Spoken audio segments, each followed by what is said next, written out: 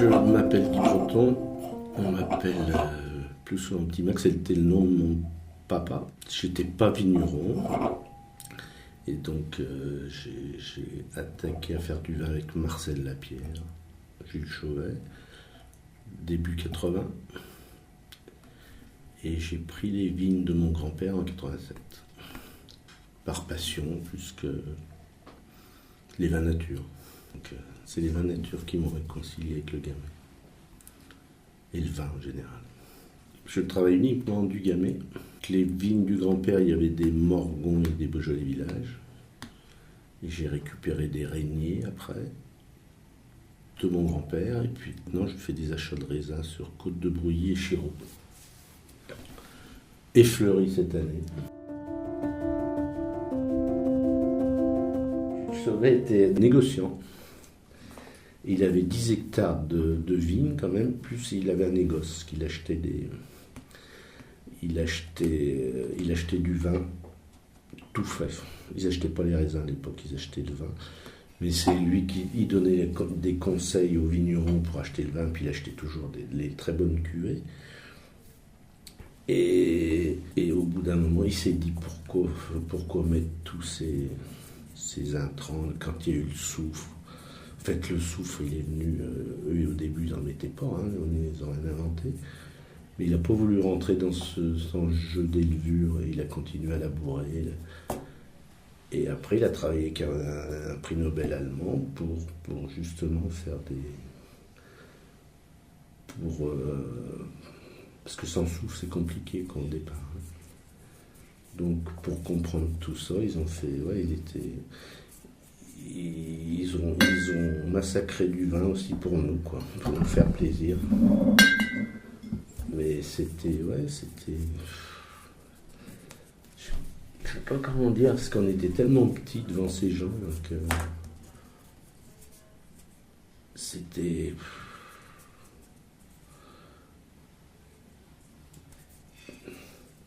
Je sais pas ce qu'il faut dire d'ailleurs. Moi, je buvais pas de Beaujolais avant de connaître ces gens. Enfin, j'en buvais très peu parce que je trouvais ça pas très intéressant. Puis à leur contact, ça nous a mis le virus dans la tête. Puis on est content de les avoir connus. Puis de perpétuer. Puis il faut pas oublier Marcel Lapierre qui a mis plein de vignerons en route. Donc on ne peut pas séparer Jules de Marcel Lapierre. Voilà. C'est des gens qui nous manquent maintenant. Donc Marcel Lapierre, c'était un copain.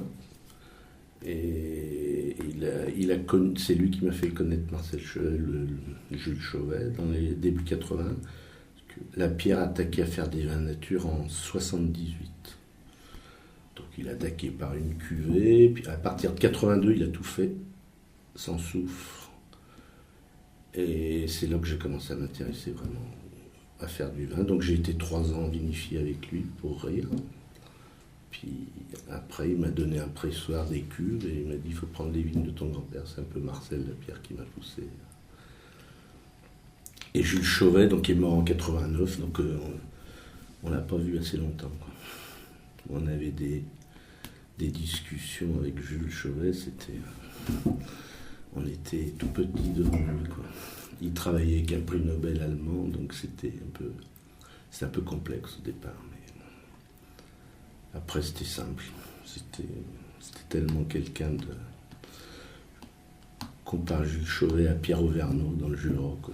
On est à l'arrêt devant eux, quoi. Donc c'est peut-être eux qui nous ont donné cette passion.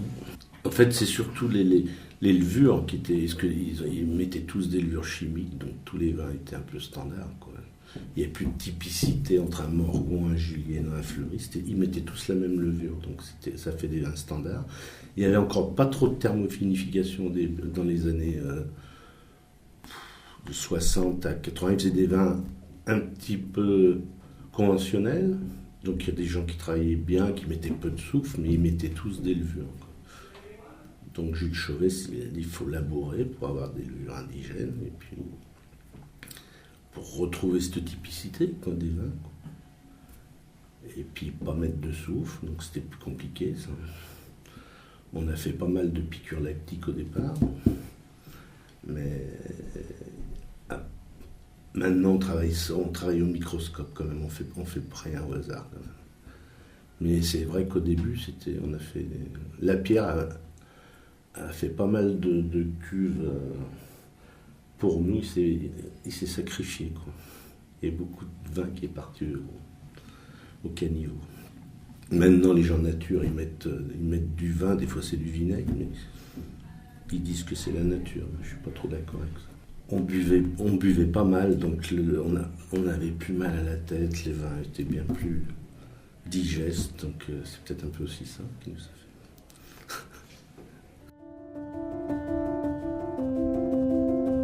Donc j'ai repris les vignes, donc j'ai labouré 2 ans au cheval pour aller tout doucement, parce que comme il y avait 30 ans qu'on était en conventionnel, les racines étaient tout en superficielles, donc il ne fallait pas aller trop loin au labour, parce qu'on arrachait tout.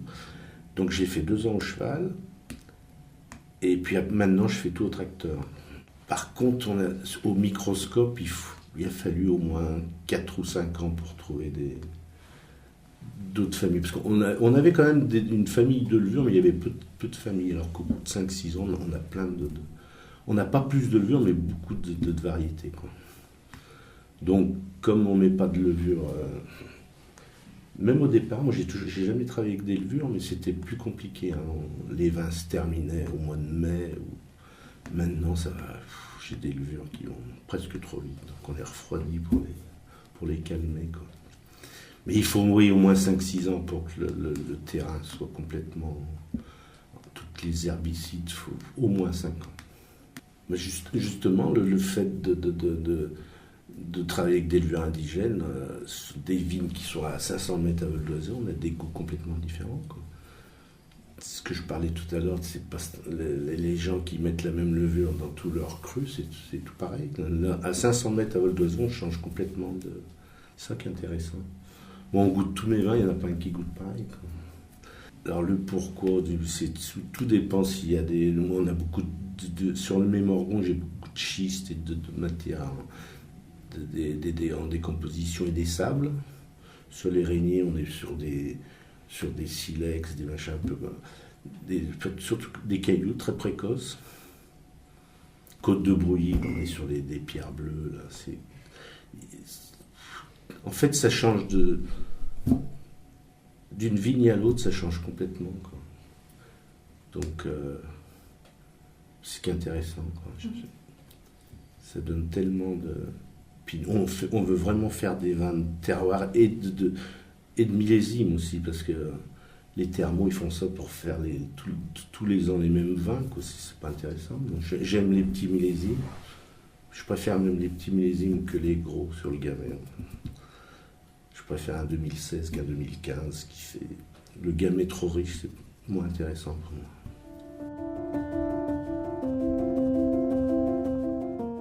Après, il y a 30 ans, moi j'ai des vignes à plus de 400 mètres d'altitude. On vendangeait au mois d'octobre. C'était même pas tout le temps. Moi, mon grand-père, il vendangeait au 15 octobre, c'était jamais mûr. Maintenant, on vendange au 10 septembre. On a gagné, en 30 ans, on a gagné un mois et demi donc de moins en moins d'acidité. Donc c'est de plus en plus compliqué. Il faut quand même. Comme on ne met pas de tartrique non plus, Mais moi, qu'il y ait des vignes encore à 400 mètres, on arrive encore. Mais combien de temps, je ne sais pas. Un millésime très compliqué, c'était 2002. Il y avait encore Marcel Lapierre, et là, on a peu dormi, là, parce que, en fait, c'était assez précoce, et 15 jours avant les vendanges, il s'est mis à pleuvoir. Et les raisins ont doublé, pratiquement. Et nous, en carbonique, ça moisissait même sur les chapeaux. Donc, c'était très, très, très compliqué. On ne savait pas ce qu'il fallait faire. On a foulé, on prenait des volatiles. Et là, on s'est aperçu qu'en travaillant donc, avec le microscope sur des levures qui marchaient très bien, on était à 1 gramme de volatile au bout de 3-4 jours. Quoi, donc sur du Gamay, c'est beaucoup. Par hasard, en mettant des des lits ou des 50 litres d'une cuve qui marchait bien, on remangeait cette volatile. Donc on était à plus d'1 gramme, on a fini à 0,60, 0,70. Et c'était très compliqué. Puis les vins étaient je les ai gardés 3 ans, moi, avant de les vendre. Donc ça, c'est mon plus mauvais souvenir. On a passé des nuits blanches avec la pierre. Ouais. Donc on faisait des essais chez lui, chez moi, pour essayer. Le foulage, c'était une catastrophe. Donc c'est un peu on travaille avec le microscope, mais on fait aussi des essais. On ne sait pas vraiment pourquoi. Moi, je ne suis pas œnologue, mais maintenant, ça marche. On sait qu'on peut bouffer des volatiles. Je ne sais pas vraiment le pourquoi c'est du hasard, des fois. C'est des essais, mais un œnologue pourrait peut-être le dire plus techniquement que moi, mais je ne sais pas vraiment pourquoi ça s'est passé. Puis après, des millésimes qui ont tout seul, comme 18, même 19, c'était très très vite, quoi. En fait, plus on va dans le temps, plus on a des levures qui marchent. Moi, je sais que j'ai des levures qui partent à 5,5, 6 degrés, quand on dit ça œnologue, comme ça. Puis les levures de fin de fermentation, elles sont toujours, c'est celles-là qui sont intéressantes. Donc mes vins vont un peu, ça va presque trop vite, quoi. Alors qu'il y a 30 ans, ça fermentait jusqu'à mai-juin, il fallait une surveillance. On tirait 2-3 seaux par jour, par tonneau, pour que ça s'arrête pas. Donc on prend de plus en plus d'assurance, quoi. Puis on a de plus en plus de moyens. Le froid aussi qui est important. Il faut des levures et du froid, comme pour les vins nature. C'est pour ça qu'il y a plein de petits jeunes qui attaquent, qui n'ont pas tout ça, et c'est compliqué de faire des vins nature. Ça, si t'as pas de levure et t'as pas de froid, quoi. Donc c'est pour ça qu'on goûte de plus en plus des vins un peu... Donc il y a de l'acétate ou de la brette, tout ce que j'aime pas, quoi, dans un vin. Et on en trouve de plus en plus. Cibler les vins que j'aimais, moi j'aime plutôt les vins de soif et plutôt avec de la finesse, quoi. Les tanins, je trouve que sur le gamay, il y a d'autres cépages pour ça, mais sur le gamay, je trouve que c'est pas intéressant. Je vendange, je refroidis mes raisins et je les laisse en cuve au moins 15 jours, 3 semaines. Puis, dès que les tanins, moi je regarde plus les mustimètres, dès que je sens qu'il y a un peu des tanins, je les mets sur le pressoir. Je veux surtout pas qu'il y ait de tanins, puis je les mets en fût de bois, mais pas sur des fûts neufs, quoi. Je veux pas non plus que le bois domine sur le gamay, quoi. Les gens veulent plus des gros degrés, des tanins, je pense, sur le Beaujolais, enfin sur le gamay surtout. Donc la macération carbonique, on essaye donc de ramasser la grappe entière, et sans jus, quoi. Il faut qu'il y ait le moins de jus possible. En fait, la fermentation, ça fait intracellulaire, ça se fait à l'intérieur du raisin. Alors, les années où il y a un peu de jus, je tire tous les 3 ou 4 jours, je tire ce jus, quoi.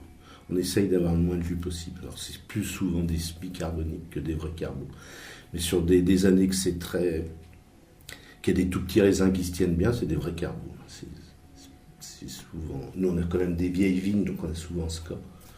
On n'a pas des gros raisins, on a peu de jus, puis voilà, on presse pas du tout et on fait aucun remontage. Donc on travaille à l'abri de l'air, une fois qu'on met du gaz carbonique tant que c'est pas parti en fermentation, puis une fois que c'est autonome même. On travaille en cuve fermée, mais on fait aucun remontage. Voilà. Et on garde plein d'arômes et de finesse, comme ça, je trouve que ça va bien la carbo, ça va pas sur tous les cépages, mais je trouve que sur le gamay, c'est parfait. Le soufre, moi, j'en mets absolument pas en fermentation. J'en mets un petit peu à la mise, parce que je fais toujours, quand je soutire, je mets toujours 1,5 gramme et 1,5 ou 1 gramme à la mise, ce qui est ridicule, ça n'arrête pas les bactéries, mais je trouve que ça évite toujours une oxydation. Ça sélectionne rien du tout, quoi. Que le mal de tête. Et puis voilà, je pense, par contre, il faut, sans soufre, c'est compliqué parce que les vins sont plus fragiles. Donc, moi, je travaille beaucoup avec l'export, c'est tout camion frigo. Mais c'est tellement plus digeste et puis voilà, quoi. Puis on peut en boire des litres On en boit un peu trop d'ailleurs. Je cherche déjà les arômes en premier, et puis après la finesse et la légèreté en bouche, quoi. J'aime bien quand c'est très discret, quoi, en fait. Et puis, il faut surtout pas que l'alcool passe par-dessus le gamay, quoi. Ni le bois. Donc dans le Beaujolais, oui, nous avons 12 appellations et 10 crus. Donc il y a Beaujolais, Beaujolais Village. Et tous avec des typicités différentes, quoi.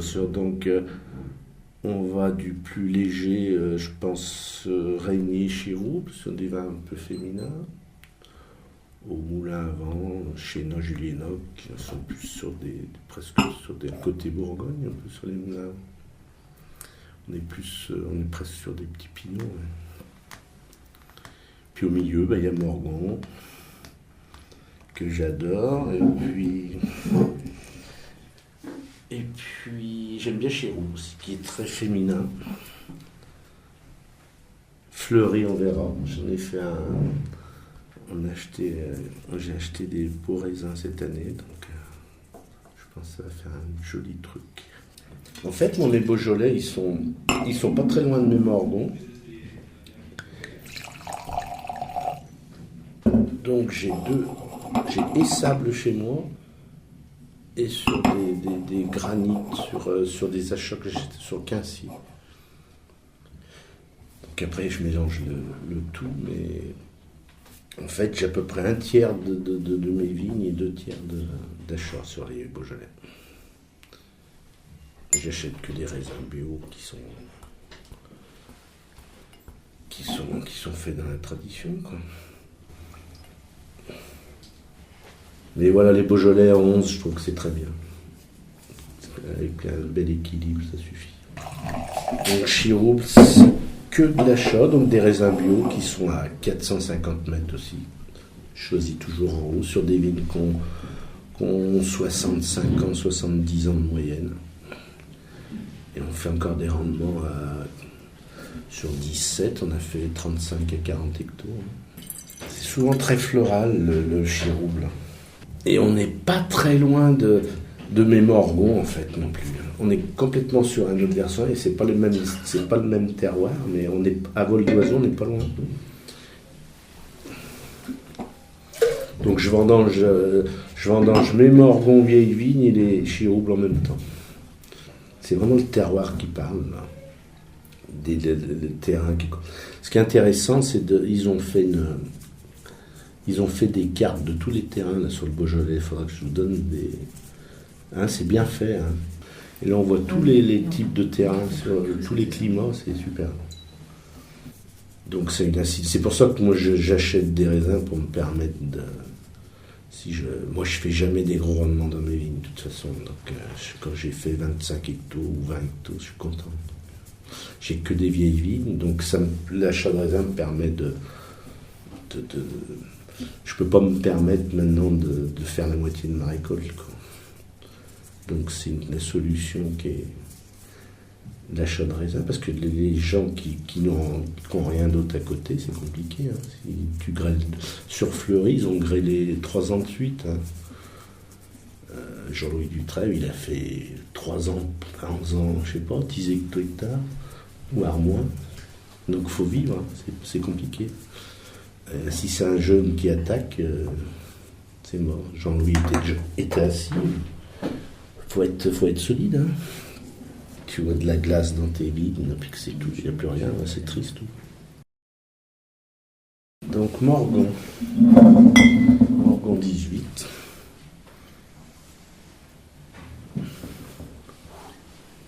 Très expressif. Beau millésime 18. On a de la fraîcheur, ça fait plus de 13 aussi. Mais là, voilà, 18, je trouve qu'il y a un bel équilibre sur le Morgon. Alors, vieille vigne, ce qui veut dire qu'elles ont... les plus jeunes ont 80 ans, et les plus jusqu'à 100 ans sur les vieilles vignes. Les petits max, elles ont 130 ans. Donc là, on peut dire vieille vigne à plus gardant.